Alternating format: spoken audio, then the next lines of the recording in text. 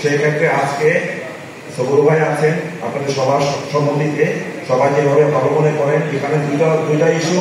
এক নাম্বার হলো কি আমাদের সমিতিটাকে রিফর্ম করতে হবে। সবাই আমরা জানেন সমিতিতে অনেক ভোটার আছে, অনেক কিছু দিতেছে না গেল।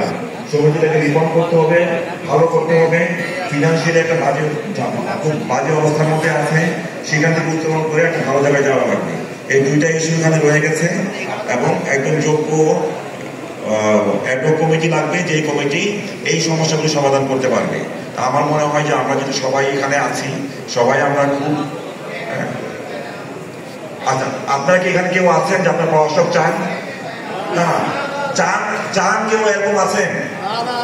তাহলে এই পুরো হাউস 300-400 মানুষের পুরো হাউস একজনও চান না যে পরামর্শ বসুন। আলহামদুলিল্লাহ। হ্যাঁ, আচ্ছা, আর আপনারা কারা চান যে অ্যাডহক কমিটি বসুন? অ্যাডহক কমিটি হাত তুলেন।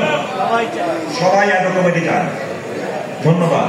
তাইলে আমরা অ্যাডহক কমিটি থেকে যাব এবং আমরা আশা করি যে আপনাদের সবার মতামতের ভিত্তিতে আমরা ইনশাআল্লাহ একজন বেস্ট অ্যাডভোকেট যে আহ্বায়ক, একজন বেস্ট আহ্বায়ক আমরা নির্বাচিত করতে পারবো, যিনি আমাদের এই 3 মাস লাগুক 6 মাস লাগুক, দ্বিতীয় নিয়ম অনুযায়ী 1 বছরের মধ্যে।